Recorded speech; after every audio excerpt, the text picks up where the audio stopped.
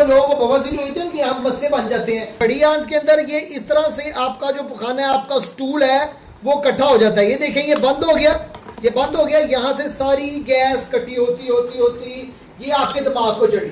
ठीक है, ये गैसेस जब आपके दिमाग को चढ़ेगी, आप जब कुछ खाएंगे ना आपको उल्टी फील होगी, आपको गुस्सा चढ़ेगा, आपकी याददाश्त कमजोर होगी, आपका काम करने को दिल नहीं करेगा, आपकी इस समय सुस्ती रहेगी, आपका बिला वजह पेट फूला रहेगा, आपको मिर्च वाले डकार रहेंगे।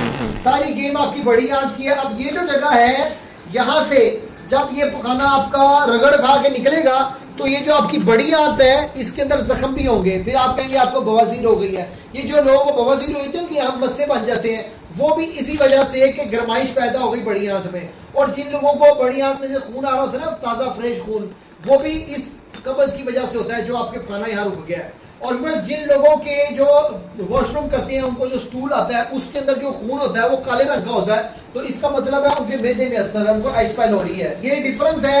दो किस्म का खून आता है खाने में, एक फ्रेश होता है, वो आता है आपकी कब्ज की वजह से, आपका जो ये आपका एनल फिशर है उसके अंदर जख्म हो गए रगड़ खाने से, और जो पुराना खून है वो काले रंग का आएगा, वो यहाँ से मैदे से आता है। तो फिर इसका इलाज क्या है? इसका इलाज है फाइबर, फाइबर से बनी हुई खुराक, देसी घी और वो तमाम चीजें जो ऑयल छोड़ती है, जैसे कि बादाम उसका तेल निकलता है, अलसी उसका तेल निकलता है, इसी तरह से कैस्टर ऑयल है, इसका भी आप इस्तेमाल कर सकते हैं। दूध, दूध से मलाई, मलाई से देसी घी बनता है, दूध का इस्तेमाल करें। और फिर जितने भी मरीज मैदे के मरीज हैं उनकी जो बेस्ट नाश्ता है, सबसे बेहतरीन नाश्ता जो है ना, वो गाजर का मुरब्बा लेना आपने, उसको 12 घंटे के लिए आपने पानी में भिगो देना, उसका मीठा सारा निकाल देना।